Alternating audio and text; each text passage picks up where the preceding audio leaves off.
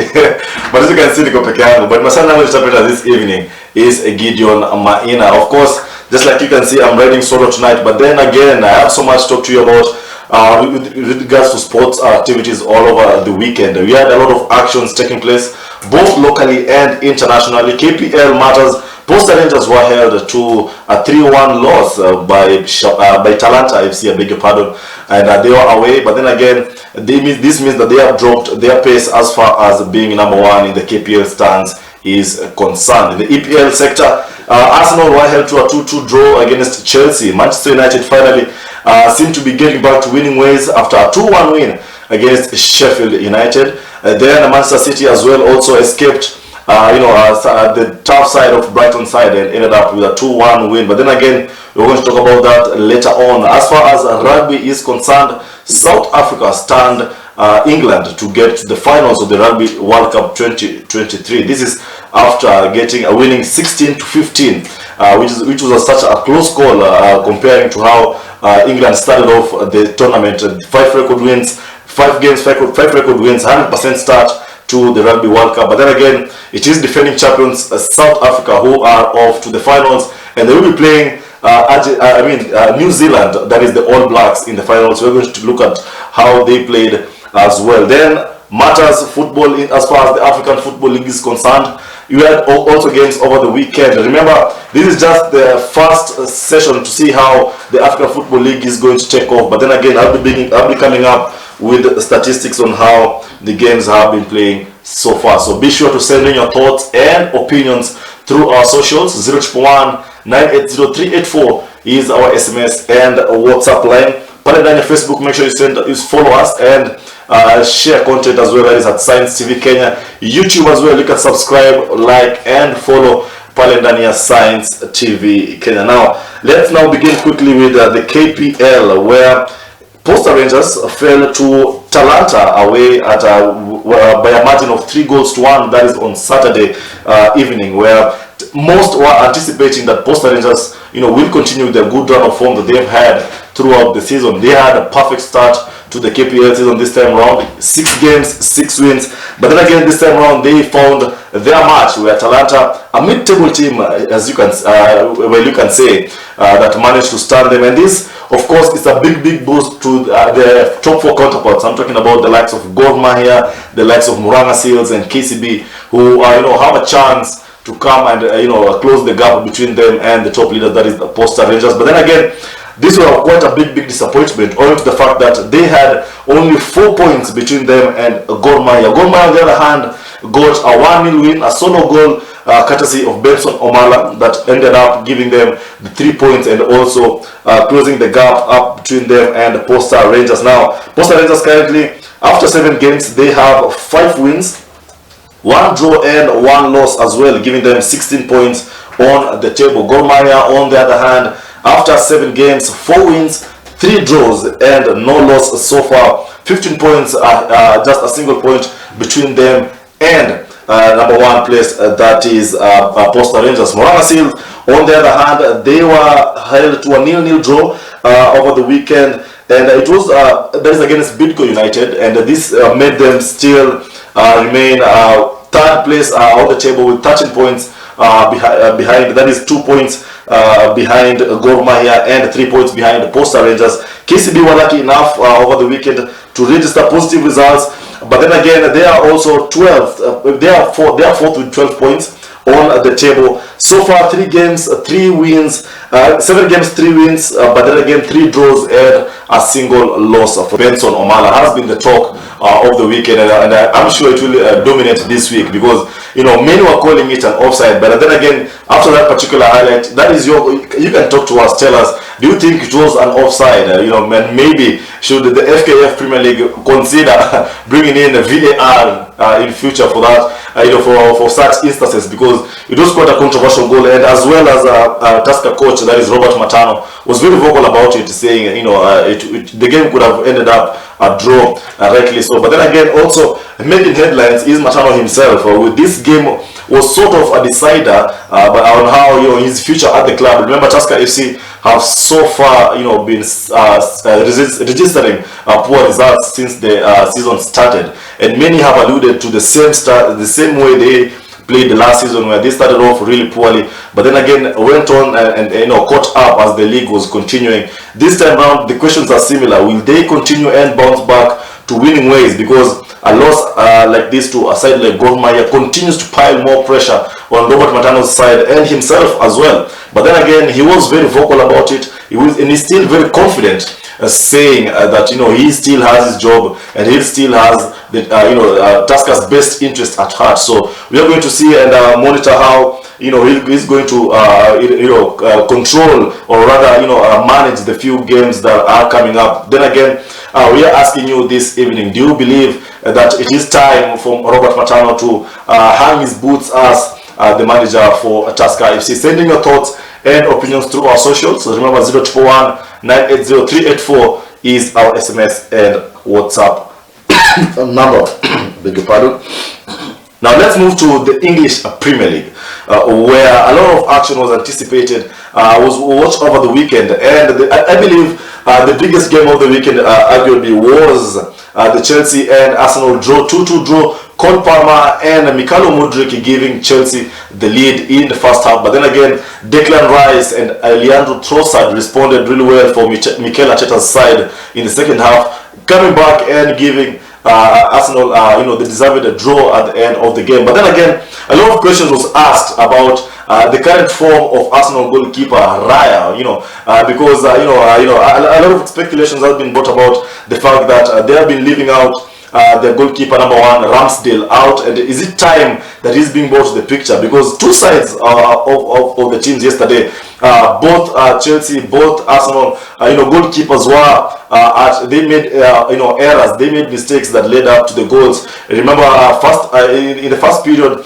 despite the fact that Cole Palmer had given Chelsea the lead, Mikhailo Mudryk's effort, others are calling it a cross, others are calling it an effort towards the goal, got in, but then again, not many had anticipated the way, the manner at which the goal was scored. But then again, questions are being asked right now: is David Raya being complacent? Is he relaxing more between the sticks? We have that question for you. Please answer us, send us your thoughts and opinions if in any case Ramsdale should be brought back to to the starting lineup for Chelsea. But then again, it was end-to-end action at Stamford Bridge. Good ways that Chelsea seem to be to be playing right now. The way Mauricio Pochettino has his side, possessing the game, having counter attacks, scoring goals right about now. It is quite it is quite jovial as the Chelsea fans are putting it all over the socials, and I'm pretty sure you can agree with me when I say that they seem to be playing as more of a team, especially in the midfield sector, where they are bossing the ball really well, they are controlling the ball really well, and despite the fact that it was a mistake that led to Declan Rice scoring the first goal for Arsenal, they seemed to be doing really well, and also the second goal from Leandro Trossard was quite something that I believe goalkeeper Sanchez from Chelsea could have handled and tackled and saved with ease. But then again, both goalkeepers are being called out at the end of the games, and a lot of fans, a lot of even the mood around the players is that they were let down somewhat, some way, one way or another. But then again, we have the highlight for you in case you missed that particular game. Chelsea scoring, going ahead, courtesy of Cole Palmer in the 7th minute. Then again, Mikhailo Mudryk adding off the advantage. But then again, it was Declan Rice and Leandro Trossard who came back with the 2 goals to level up the score for the night. Of course, it goes to show how mentally the players are really into the game, and how Mikel Arteta is planning his gameplay with his side. Remember, they are back in action this week in the Champions League against Sevilla, who Sevilla over the weekend they managed to hold Real Madrid to a 1-1 draw, and they seem to be playing really well. Remember, they have the talented Sergio Ramos back in defense to try and solidify things as far as the defense compartment is concerned. So it will be interesting to see how Arsenal will bounce back after this draw and play against Sevilla. Remember, Sevilla is a tough side in the Europe, as far as the Europe games is concerned. They have always dominated the Europa League against teams like Manchester United. This time round, they're playing Arsenal in their Champions League game, and they are at home. So this time round, Mikel Arteta has quite a big assignment ahead of him. That is on Wednesday. Now, of course, Chelsea, of course, they are not in action as far as Europe football is concerned. But then again, they'll be playing next weekend against Brentford, and we'll be coming in to tell you just about how they are preparing themselves as far as playing the Bees is concerned. Another game in the EPL that surprised many was the thumping of West Ham by Aston Villa, where Unai Emery's side won 4-1 against West Ham, with goals from Douglas Luiz, who scored a brace. Then we also have Oli Watkins, who was also on target. Then Leon Bailey, the Jamaican, coming in to seal the win for Aston Villa, where on the other side, West Ham only managed a single goal courtesy of the informed Jaren Bowen. But then again, a lot of saying is that Unai Emery has his side on lock. He has his side on check as far as Aston Villa is playing football, because they are playing a really good game so far. Interestingly, the win against West Ham is the 11th consecutive home league matches wins since 1983. So that goes to show you the kind of effort that Unai Emery has brought into the squad. He has made quite decisive signings, the likes of Leon Bailey, and also working magic with the likes of Oli Watkins up front. And also, it was the first victory for Aston Villa against West Ham since the 2014-2015 season. That goes to show you that, of course, both sides have started this season really well. West Ham, they're doing really well so far. But then again, Aston Villa, they seem to be having their house in order as far as playing really well and getting results. This time round, getting their first ever win against West Ham since 2014-2015 season goes to show you that they're doing really well. And this week they are also in action as far as the Europa Conference League is concerned. They'll be playing against AZ Alkmaar, where West Ham on the other side will be in action against Olympiacos in their European fixture. The victory for Aston Villa pushes them to 5th place with 19 points, only 2 points against the current top leaders Manchester City. This is quite a positive start for Unai Emery, hoping that they will maintain the same trajectory as the game goes on. Now, other interesting games, we had Manchester City with a 2-1 win against Brighton, despite Manchester City getting a late red card shown to Manuel Akanji. But then again, 2 goals from Julian Alvarez and Erling Haaland, of course. Then on the other side, we had a substitute, Ansu Fati coming in to give Brighton the only solo goal. Now, so far, Brighton have done really well as far as playing against top sides. You remember the 2-2 draw they had against Liverpool, and as well as a 3-1 win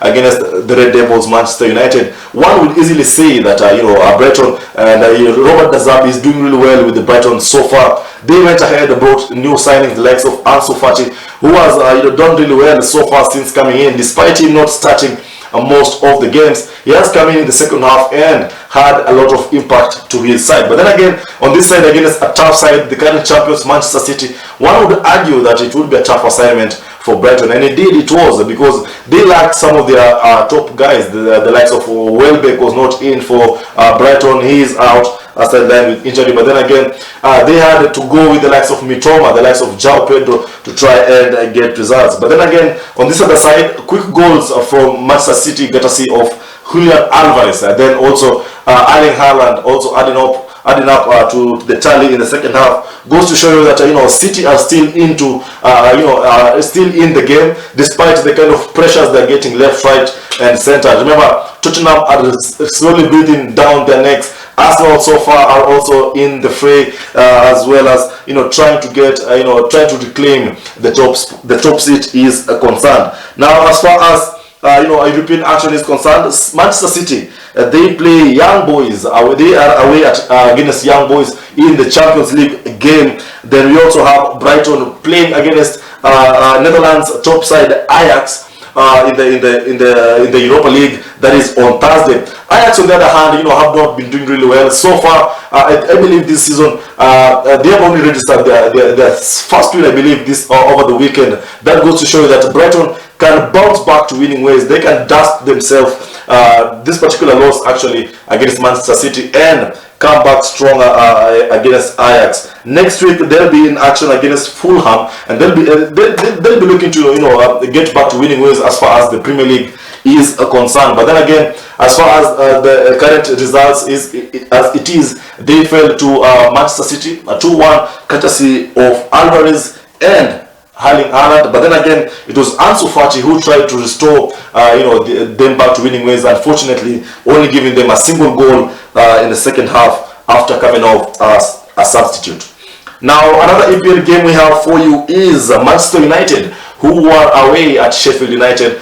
So much so going on. Of course, they were really worried after starting off the season on a slightly slower pace. Only after 9 games, only 5 wins, 4 losses so far, no draws for Manchester United. That goes to show you that their house is not yet in order. Of course, with other external situations going on with the likes of Jadon Sancho's situation, one might guess that the dressing room is still not, the players are not really well, as far as getting their head right is concerned. But then again, it was the inform goal scorer and midfielder Scott McTominay, who's opened the score sheet for Manchester United. But then again, later on, it was Diogo Dalot with a stunner later on in the second half to give United the commanding lead and the commanding win. For Sheffield United side, their goal came through a penalty where Scott McTominay, after scoring his first, the first goal for United, was penalized for handling the ball in the goalkeeper's box, and Sheffield United were awarded the penalty. Then they converted. But then again, Sheffield United, they are yet to win any game so far. 9 games, no win for Sheffield United. This is a massive concern as far as them registering positive results and as far as the league is continuing. United are in action against Copenhagen this week in the Champions League. After that, next weekend they pose a tough test as they play in the Manchester derby against Manchester City. Now, we all know that every time these two sides meet, it is always chaos anticipated, with Manchester City either running riot against Manchester United. Remember the 6-3 win last season that they had, with Erling Haaland, of course, showing his prowess. This time around, United are at home and they have a tough test at Old Trafford against Manchester City. United currently are not enjoying a run of good results. They are 8th on the table after 9 games, 5 wins, no draws, 4 losses, with only 15 points. That goes to show you that they are struggling a little bit with, of course, injuries. To be blamed as part of most of their troubles so far. In the defensive department, they are still lacking the likes of Luke Shaw. Tyrell Malacia to back him up in the left back position is still not available. Aaron Bissaka on the right back still is not fit as well. As far as centre back is concerned, they are mostly relying on Lisandro Martinez, who is now also not available to be played. But then again, Harry Maguire, who was the man of the match apparently this weekend, has stepped up and facing off and fighting off the criticism. He has made it to the starting 11 so far, playing alongside the likes of Lindelof, who this time round was playing as a left back. And then also Johnny Evans, whom they acquired just at the closing stages of the transfer market. So far, it is shambles as far as the defensive department for United is concerned. Will they hold on to to Manchester City? That is a big debate. Make sure you talk to us through our socials. Tell us, do you believe Manchester United, they are playing Copenhagen this week? Should they rest some of their players? The likes of Rafael Varane, who was brought in the second half of the game against Sheffield, is still a major doubt because he's still not fully fit. So it is a big question whether Erik ten Hag will start with Maguire partnership alongside Varane or Lindelof. Sofian Amrabat, whom they acquired over the transfer window, has been doing really well, sometimes backing up as the defender. and a midfield as well, because in the midfield sector for United, it's still not, things are not going really well. Remember the fact that Casemiro has been missing quite a number of games. There's still not stability as far as the midfield for United is concerned. Bruno Fernandes has not been really, coming through with assists or goals for United. On the other side, on the international fixtures for Portugal, he's been doing really well. So he's also undergoing heavy criticism as far as him delivering for United is concerned. They have Manchester City. That is a big derby over the weekend, this coming weekend. Talk to us, Palico comment sector. Do you believe that United can really hold Manchester City when they play next weekend in the Manchester derby? Just in case you missed some of these highlights, we have the 4-1 win for Aston Villa when they played against West Ham. We also have the Manchester City and the Brighton 2-1 win, courtesy of Julian Alvarez and Erling Haaland. Despite the fact that Ansu Fati came in later on, it was not enough for Robert De Zerbi's side to come in and level up against Manchester City. Sheffield United football, the first edition of Africa's newest club football tournament, that is the African Football League 2023, has entered the second leg of the quarterfinals. That is, we'll be playing from tomorrow. But then again, organized by the Confederation of African Football, CAF. This special tournament right now only involves 8 teams who are started off playing in the quarterfinal stages. This is just a precursor, of what will be happening from next season, that is next year, from 2024. But then again, the 8 teams that are currently representing in the African Football League include Wydad from Morocco, then we have Tunis from Tunisia, then Al Ahly from Egypt, then Enyimba coming all the way from Nigeria, representing Nigeria. Then we have from Tanzania, our neighbors here, they are being represented by Simba FC. Then from Congo, they are being represented by Mazembe. From Angola, the representatives are Petro. Then we have from Mamelodi Sundowns from South Africa, who are also playing. Now, the 8 teams were in action over the weekend for their first leg in the quarterfinal stages. And Simba, who played on Friday against Al Ahly, were held to an all draw, that is 2-2 draw. They played at home against Al Ahly. Then on Saturday, we had Petro all the way from Angola, who fell to Mamelodi Sundowns of South Africa with 2-0. Mamelodi Sundowns getting 2-0 against Petro. That was on Saturday. Then yesterday, on Sunday, we had Mazembe representing from Congo, who got a 1-0 win against Tunis from Tunisia. Then we had Wydad FC from Morocco getting a 1-0 win against Enyimba of Nigeria. Now, later on, that is from tomorrow, we'll be having the second leg commencing, and it will be now Simba traveling to face Al Ahly. Then we have Mamelodi Sundowns welcoming Petro once again. Then on Wednesday, we'll be having Wydad AC at home against Enyimba from Nigeria. Then we have Mazembe playing away against Tunis. Federation of African Football, that is a CAF, for bringing up this important aspect of African football, the African Football League, where it is just in its first edition, but it promises a lot as far as African football is concerned. And that is why we are asking you this evening: do you believe, the beginning of African Football League is the right step to take as far as growing and putting Africa on the map of football is concerned? Once again, do you believe the formation of the African Football League is it's a right step towards for focusing on African football growth as general? Make sure to send in your thoughts and opinions through our WhatsApp number 0841-980-384, and also through our socials, probably Facebook as well as Instagram, Twitter, and YouTube as well. Right about now, we're taking a quick breather, but when we get back, we'll be now switching off to rugby matters, where England survived. They were beaten by South Africa in a bid to get to the finals of the rugby, where now South Africa will be playing